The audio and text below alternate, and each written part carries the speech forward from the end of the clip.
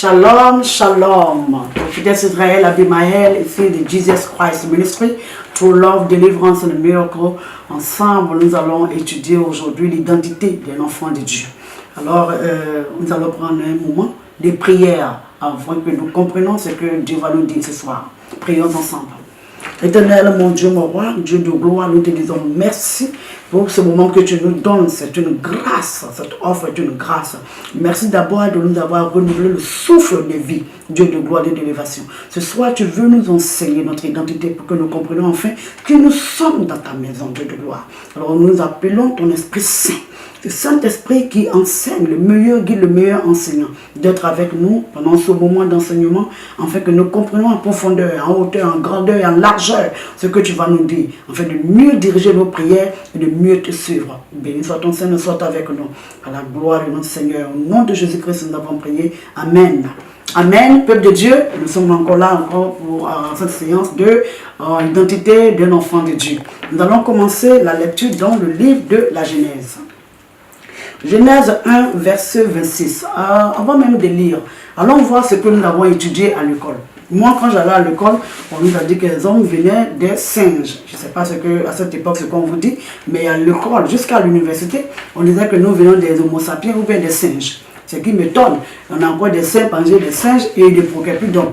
C'est ça que je ne comprends pas. Les hommes font des hommes, les chimpanzés sont toujours en train de faire les chimpanzés, mais il n'y a pas d'hommes qu'eux ils créent. Et on continue de nous dire dans les écoles que nous venons des chimpanzés ou bien des singes. Donc aujourd'hui, pour un enfant de Dieu, nous allons voir la différence de ce que l'école nous dit et ce que la Bible nous dit. Et selon ça, nous allons voir notre identité. Alléluia. Donc pour cela, nous allons partir dans le livre de la Genèse 1, verset 26, qui nous dit ceci. Genèse 1, verset 26 nous dit: puis Dieu dit, faisons l'homme à notre image, selon notre ressemblance, et qu'il domine sur les poissons de la mer, sur les oiseaux du ciel, sur le bétail, sur toute la terre et sur tous les reptiles qui rampent sur la terre. Voilà ce que Dieu nous dit. Donc, si tu crois que tu viens des singes, des homo sapiens, peut-être que tu auras un comportement des singes et des homo sapiens. Mais si tu crois que tu as été créé à l'image de Dieu, alors tu domineras sur la terre, sur les reptiles, et c'est tout ce que Dieu a créé. Pour cela, il faut que tu saches qui tu es et que tu saches ton identité. Nous allons aller dans d'autres versets, dans d'autres livres, pour que nous apprenions un peu mieux selon ce qui est notre identité. Il est très important de savoir qui tu es, ton identité. Cela te servira à utiliser tes armes et à combattre. Un enfant dans une maison, quand tu rentres dans la maison de ton père, quand tu rentres, on sait que tu es le propriétaire de la maison. Parce que quand tu ouvres la porte, tu as la clé de la porte d'abord. Tu ouvres, tu te diriges, si tu as faim, tu vas directement dans la cuisine. Tu ouvres le réfrigérateur, tu prends ce qu'il y a à manger et puis tu manges. S'il y a un étranger qui est assis, dit, mais lui, la porte, il rentre et puis on lui dira, c'est l'enfant du propriétaire de la maison. Alléluia. Donc si tu es dans la maison, que tu ne sais même pas où se trouve la cuisine, où tu dois prendre la nourriture, où ton père garde les choses, alors peut-être que tu n'es pas chez toi. C'est que tu dois être à l'étranger. Si tu es dans la maison de ton père, alors tu dois savoir là où il met sa nourriture, où il garde les armes, où il garde tout ce qu'il doit garder, afin de te servir à être un bon héritier. Parce que la Bible nous dit que nous sommes héritiers de Dieu, nous sommes co-héritiers avec Jésus-Christ de Nazareth. Si tu crois à cela, alors reste avec moi pour continuer cette lecture ou cette étude, pour comprendre qui tu es dans la maison de ton père. Allons rapidement dans le livre de l'évangile de Jean. Alléluia. Nous allons lire Jean 1. Je vais lire et je vais m'arrêter là où je vais m'arrêter. Selon le Saint-Esprit. Mais je préfère lire le commencement parce que ça nous aide à comprendre qui est Jésus-Christ. Parce qu'il y a trop de questions. Il y a des chrétiens même qui vont jusqu'à dire que ouais, Jésus est Jésus, mais il n'est pas Dieu. Ça aussi, nous allons parler de ça une autre fois, une prochaine fois. Mais pour l'heure, nous sommes dans l'identité du chrétien, de l'enfant de Dieu. Donc, Jean, le livre de Jean 1 nous dit ceci. Au commencement était la parole, et la parole était avec Dieu, et la parole était Dieu. Cela ne veut pas dire que c'est quand le monde a commencé que Dieu a commencé à exister. Alléluia. Nous allons prendre ça quand nous allons rentrer dans l'enseignement de qui est Christ. Alors, au verset 2, il nous dit: elle était au commencement avec Dieu, toutes choses ont été faites par elle, et rien de ce qui a été fait n'a été fait sans elle. En elle était la vie, et la vie était la lumière des hommes. La lumière, lui, dans les ténèbres, et les ténèbres ne l'ont point reçue. il y a eu un homme envoyé de Dieu. Son nom était Jean. Il vint pour servir de témoin, pour rendre témoignage à la lumière, afin que tous crussent par lui. Il n'était pas la lumière, mais il parut comme pour rendre témoignage à la lumière. Cette lumière était la véritable lumière qui, en venant dans le monde, éclaire tout homme. Elle était dans le monde et le monde a été fait par elle et le monde ne l'a point connue. Elle est venue chez les siens et les siens ne l'ont point reçue. Mais à tous ceux qui l'ont reçue, à ceux qui croient en son nom, elle a été donnée le pouvoir de devenir enfant de Dieu. Alléluia. Et c'est là qui nous intéresse. Je reprends le verset 12 qui dit ceci. Mais à tous ceux qui l'ont reçu, à ceux qui croient en son nom, elle a été donnée le pouvoir de devenir enfants de Dieu, lesquels sont nés. Maintenant, nous allons continuer au verset 13 qui dit, non du sang, ni de la volonté de la chair, ni de la volonté de l'homme, mais de Dieu. Cela nous dit tout de suite clairement que nous devenons enfants de Dieu quand nous acceptons que Christ est le Fils de Dieu, qu'il est mort pour nos péchés. C'est ce que ça nous dit. Donc, ce n'est pas par la chair. Mon père qui m'a accouché, s'il n'est pas chrétien, que je deviens chrétienne, alors j'appartiens automatiquement à Dieu. Je suis un enfant de Dieu. Je ne suis plus un enfant de mon père. Je suis son enfant par chair. Oui, c'est vrai. Il est mon géniteur. Mais maintenant, je change de camp. Je suis maintenant sous la bénédiction de Jésus-Christ. Vous voyez? Donc, l'identité ici n'est pas de la famille où tu es né, comme Jésus disait, on est ton frère. Tes frères et ta mère t'appellent. Qu'est-ce qu'il a répondu? Ma mère, mes frères et mes soeurs sont ceux qui sont dans la maison de mon père avec moi. Donc, nous devenons enfants de Dieu par foi, par confession. Quand tu confesses que Jésus-Christ est mort pour tes péchés, à l'instant même, tu deviens un enfant de Dieu. Donc, ton identité change. Ça n'est pas qu'il faut forcément changer ton nom. Si Dieu veut changer ton nom, comme il l'a fait pour Abraham, comme il l'a fait pour Jacob, comme il l'a fait pour les autres, il peut changer ton nom. Mais s'il ne veut pas, tu peux garder le nom, mais tu n'es plus la même personne. Tu as changé d'identité. Tu n'appartiens plus à ce monde-là, mais tu es devenu un enfant de Dieu, un héritier de Dieu, et tu es co-héritier avec Jésus-Christ de Nazareth. Donc, selon ça, ton identité qui a changé là, c'est ce que nous allons voir. Donc, tu n'es pas un enfant d'un singe, ou bien ce que le corps veut nous mettre dans la tête, mais tu es un enfant créé à l'image de Dieu. Donc, si tu es créé à l'image de Dieu, parce que tu as accepté Jésus-Christ par la foi, que tu as reconnu qu'il est mort pour tes péchés, dans la foi, tu deviens un enfant de Dieu, ça te donne automatiquement ce que nous venons de lire dans le livre de la Genèse 1, verset 26. Parce qu'il t'a créé pour que tu domines sur les reptiles, sur la terre, sur tout ce qui la terre en fait. C'est ce que la Bible nous dit. Et pour que tu aies ça, il faut que tu saches ton identité. Parce qu'il est très important de savoir qui tu es, de connaître le Dieu que tu pries et de savoir ton Satan, l'ennemi. Si tu ne connais pas Satan, tu ne connais pas Dieu, tu ne te connais pas, alors dans quel monde tu marches, avec qui tu es et comment tu pourras te combattre. Si tu n'as pas les armes nécessaires pour combattre ce que tu combats, ton ennemi vient avec des mitraillettes, il vient avec un couteau. Maintenant, tu es déjà livré.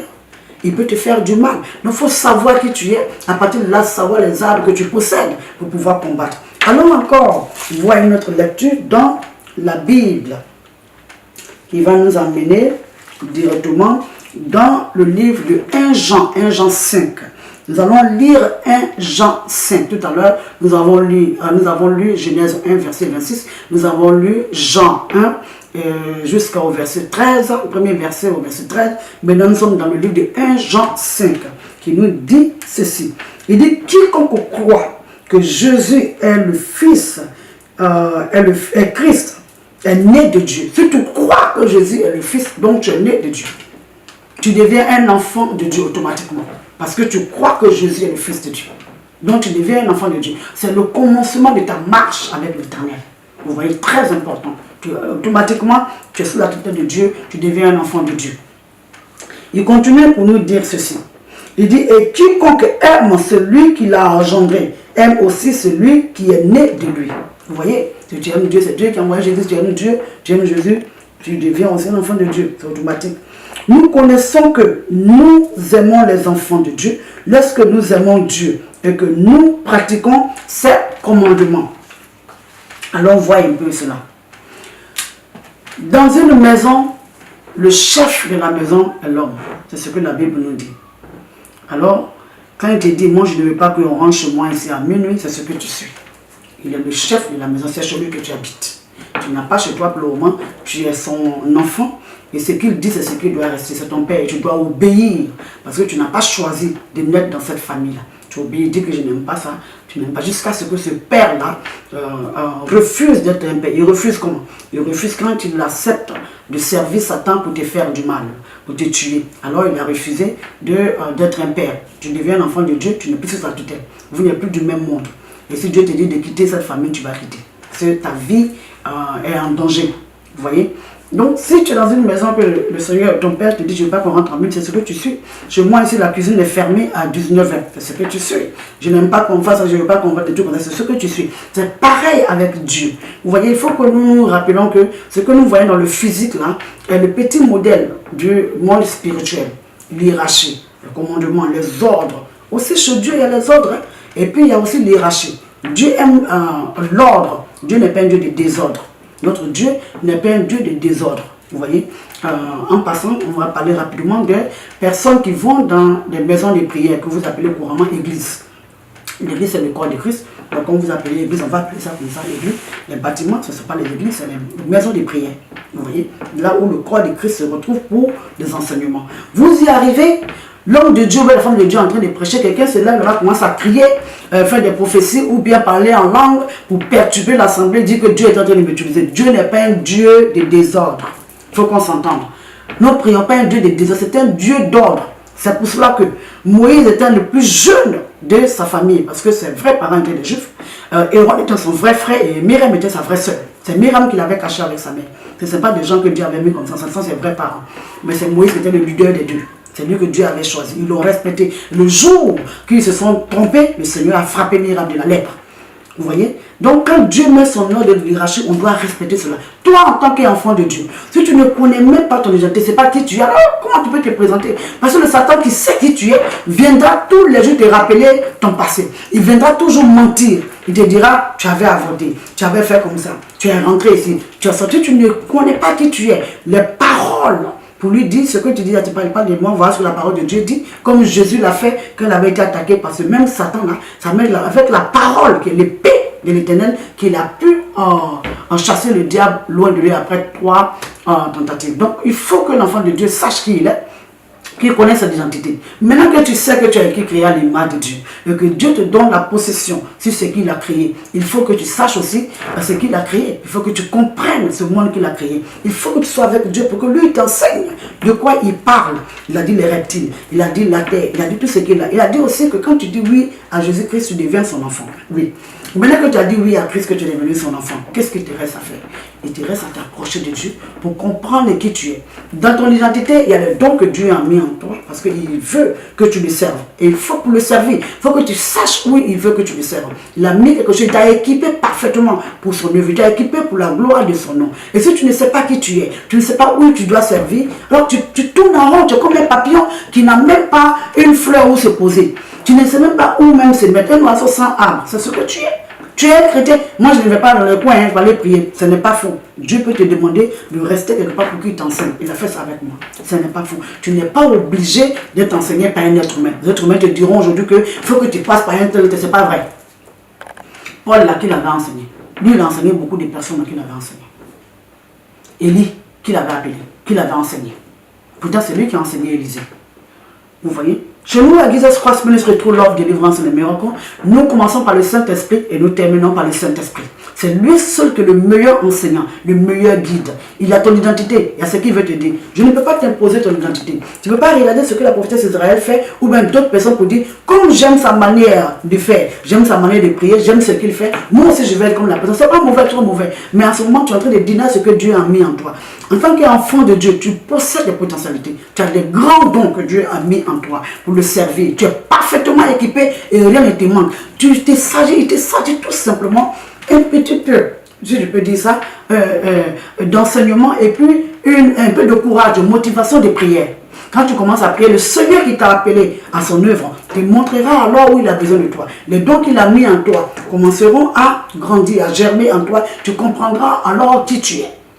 La première identité, c'est de savoir que tu es un enfant de Dieu, que Dieu t'a créé pour dominer. Si tu n'es pas en train de dominer, que jusqu'à présent, les autorités dans le monde des ténèbres continuent de posséder, de continuer à dominer sur toi, il y a un problème. Ils peuvent t'attaquer, vous pouvez vous battre, mais dominer sur toi, ça, il y a un problème.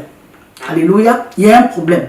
Nous sommes dans un combat en tant qu'enfant de Dieu parce que tu as quitté leur monde et tu résides maintenant dans la lumière. Alors ils vont te combattre, les ténèbres combattent toujours la lumière, mais ils ne peuvent jamais gagner la lumière. Reste là où tu es et en tant qu'enfant de Dieu, pour ce qu'il t'a dit, tu dois dominer. Et pour dominer, tu n'as pas d'autre choix que de venir vers ce Dieu-là, afin que lui t'enseigne. Voilà ce qu'il peut mettre en toi pour ton identité. Il peut te dire que je t'ai donné la sagesse de Salomon. C'est l'exemple que je donne. Je t'ai donné la force, disons, le côté guerrier de David. Il peut te dire que j'ai mis en toi les visions que j'ai données à Ézéchiel. Vous voyez, c'est un exemple, là je ne dis pas que c'est ce qu'il a. Donc, vous rassemblez cela, tu commences alors à étudier comment les visions d'Ézéchiel étaient, comment Dieu parlait à Ézéchiel. Tu commences à prier selon cela. Tu commences à voir la sagesse, comment Salomon a prié pour qu'il ait la sagesse, comment Dieu l'avait utilisé par rapport à la sagesse, qu'est-ce qu'il a utilisé avec, qu'est-ce qu'il a fait avec cette sagesse que Dieu lui a donnée. Tu commences à étudier cela. Tu commences aussi à voir d'autres domaines que Dieu t'a donné et puis tu commences à mettre ça ensemble et tu mets devant l'Éternel. Tu écris, tu pries et tu demandes à Dieu de te guider. C'est un exemple d'identité que Dieu nous donne. Quand tu rentres dans un endroit, que tu entends un nom de ta patrie qui t'est vraiment familier, automatiquement tu te tournes vers la personne et tu vas saluer la personne, tu dis à la personne, moi aussi je porte ce nom-là, parce que vous avez le même nom, c'est l'identité, je porte ce nom. Et si la personne sait que tu portes son nom, il va t'aider, les portes sont ouvertes automatiquement, parce que vous parlez le même langage, vous avez le même nom, vous venez du même coin, du même lieu, si je peux dire cela, du même village, du même pays, alors automatiquement la connexion est automatique. Elle est automatique sur l'esprit de Dieu. C'est comme ça que les enfants de Dieu se reconnaissent. Entre nous, enfants de Dieu, comme nous sommes quelque part, nous nous reconnaissons. On se reconnaît facilement. On commence à parler ça qu'on nous introduit. On ne dit même pas qu'il y a des tels. Et même si on fait l'introduction, ce n'est pas toujours mauvais. Mais on commence à causer. On commence à se parler. Tu es l'enfant de Dieu? Oui. Oh, c'est l'amour est là parce que nous avons le même esprit. Nous prions le même Dieu. L'identité fait que quand tu trouves ton frère derrière un bureau, là où tu as besoin que ton papier soit signé, là où tu demandes un emploi, qu'un enfant de Dieu est là, alors tes papiers vont très vite. Les choses vont vite. Parce que l'identité fait que vous vous reconnaissez, vous venez du même royaume. Vous voyez le royaume des cieux. Vous venez ensemble. Donc, il est très important de savoir qui tu es. À partir de là, tu peux connaître les armes que tu dois utiliser. Les armes que les Indiens donnent dans Éphésiens 6.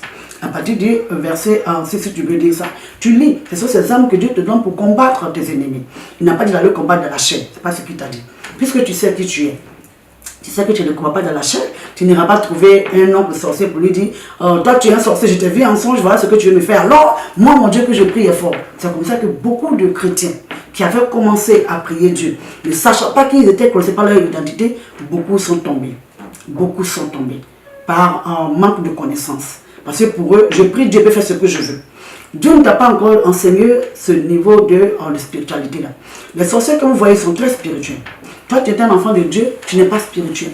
Tu ne sais même pas communiquer avec ton Dieu. Tu ne sais pas ce que Dieu t'a dit. Les armes qu'il t'a données, tu ne sais même pas les utiliser. Te voilà dans un village, tu dis, je vais commencer à évangéliser les gens. Dans ton évangélisation, tu commences à insulter les vieillards. Vous êtes des sorciers, voilà qui vous êtes. Ils te lancent des flèches. Les gens tombent, oh, pourtant il était chrétien, prophétesse. Et pourquoi il est mort? Pourtant il priait Dieu. Votre Dieu ne l'a pas protégé. Moi, mon frère était chrétien, il a commencé à prier et puis il a décédé. Oui, ton frère était chrétien, mais il n'a pas attendu Dieu.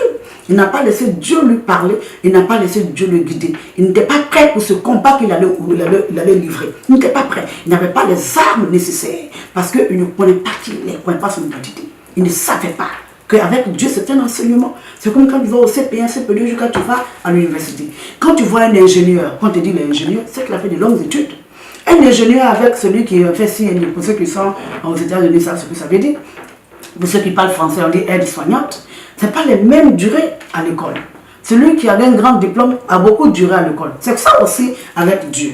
Plus nous prions, ça n'est pas forcément dire qu'il faut que je fasse, je sois chrétien pendant 35 ans forcément pour moi. Non, ça dépend de ma marche avec Dieu et ça dépend de mes prières et mon obéissance avec Dieu. Quand tu es obéissant à Dieu et que tu écoutes la voix de Dieu et que tu comprends qu'il est ton Père, alors tout ce que tu dois faire, tu dois passer par lui demander d'abord la permission. Comme David le faisait à chaque fois qu'il devait combattre. Seigneur, tu veux que je parte, tu vas me les livrer, tu vas me les donner, partir combattre. Si tu le fais tous les jours, tu vas voir que tu vas grandir. Parce que le Seigneur qui est le meilleur enseignant t'enseignera beaucoup de choses. Il te montrera beaucoup de choses. En ce moment-là, tu n'es pas parfaitement équipé pour aller livrer des combats. Et je ne suis pas sûr que le Seigneur te dira d'être impoli ou bien d'être orgueilleux, parce que Dieu résiste aux orgueilleux. Dans ton identité, tu vas avoir beaucoup d'humilité et beaucoup de respect pour les uns et les autres, et beaucoup d'amour. Vous voyez? Nous retournons dans l'identité. Ton identité te permet d'ouvrir les portes et de combattre et répondre à ceux qui t'envoient des paroles qui ne sont pas de toi. On peut te dire, oh lui c'est un ancien voleur, maintenant il dit qu'il prie Dieu. Oui, pourquoi pas? Dieu est venu pour sauver des âmes. Il n'est pas venu pour perdre des âmes. Il est venu pour gagner des âmes. C'est le péché qu'il n'aime pas. Mais Dieu prend ce qui n'a pas de nom et puis lui donne un nom. Dieu peut prendre un assassin, un tueur, et puis faire de lui un enfant de Dieu. Parce qu'il veut changer sa vie. Pour montrer à ceux qui sont autour qu'il est le Dieu de grâce, le Dieu d'amour. Dieu aime tout le monde. Mais nous ne sommes pas tous des enfants de Dieu. Il faut que nous arrêtions cela. Vous pensez que comme nous sommes tous la création de Dieu, alors tout le monde est enfant de Dieu. Non. Tant que tu n'as pas encore accepté Christ, que tu ne reconnais pas que Christ est mort pour tes péchés, alors tu n'es pas encore un enfant de Dieu. Tu n'es pas encore un enfant de Dieu. Ton identité, tu n'es pas de royaume des cieux. Parce que tu n'as pas encore dit oui à Christ. Il faut que tu acceptes Jésus-Christ pour devenir un enfant de Dieu. Pour bénéficier alors de la grâce de Dieu et de bénéficier sur la dominion de la terre. Il faut que tu sois un enfant de Dieu pour bénéficier. Ça ne veut pas dire que les satanistes ne font pas comme c'est des bons voleurs. Satan, lui, c'est un voleur. Il est là pour faire les photocopies, les duplicata. Donc, lui, il vole ce que Dieu a fait. Parce que l'enfant de Dieu ne sait pas qui il est. Alors, quand tu n'es pas à ta place, lui, il vole cette place-là. Son travail, c'est de make sure, c'est de se rassurer que tu n'es pas en train de voir ce que Dieu veut que tu vois. Tu n'es pas en train de marcher là où le Seigneur veut que tu marches. Il te détourne du lieu où le Seigneur veut que tu sois, afin de voler ce que Dieu a mis comme grâce pour les enfants de Dieu. C'est pour ça qu'il est important de savoir qui nous sommes. Et quand tu sais qui tu es, tu sais que tu as été créé pour dominer, tu commences à prendre les âmes, tu commences à te mettre devant l'Éternel pour commencer à dominer sur la terre. Dominer ne veut pas dire que je marche, j'insulte les gens, je tape la poitrine, je fais ce que je veux. Non, ce n'est pas ce que ça veut dire. Cette dominion ici, nous parlons d'un règne spirituel. Nous parlons du règne spirituel. Donc, peuple de Dieu, c'est la première partie de notre enseignement de l'identité. Il faut savoir qui tu es pour mieux combattre. Donc, avant de nous séparer, nous allons prier. Nous allons demander au Saint des Saints, à l'Esprit de Dieu, de nous aider à comprendre notre identité. C'est le meilleur enseignant. Et c'est devant lui seul que nous pouvons nous remettre et puis nous mettre pour retrouver qui nous sommes. Et nous prions ensemble. Éternel mon Dieu, nous venons devant ta face pour te remercier d'abord pour ce que tu as permis que nous soyons ici ensemble pour entendre cet enseignement, pour nous ouvrir les yeux sur notre identité, pour nous aider à comprendre qui nous sommes, à comprendre ce que tu as mis en nous afin de mieux te servir. Merci Dieu de gloire, merci pour cet enseignement. Nous prions aussi que tu nous donnes cette sagesse et montre-nous la voie, montre-nous qui nous sommes, afin que nous te prions davantage et que nous nous accrochons à toi. Pour mieux te servir, il faut que nous sachions qui nous sommes dans ta maison. Car tu as dit, venez d'abord dans ma maison, afin que tout ce vous soit rendu. Père, nous voulons savoir qui nous sommes. Aide-nous à comprendre qui nous sommes. Guide nos pas et enseigne-nous, Dieu de gloire, afin que nous ne nous perdons pas. Au nom de Jésus-Christ, nous avons prié. Amen. Que Dieu nous bénisse et nous nous retrouvons pour une prochaine fois pour un autre enseignement. Soyons tous bénis.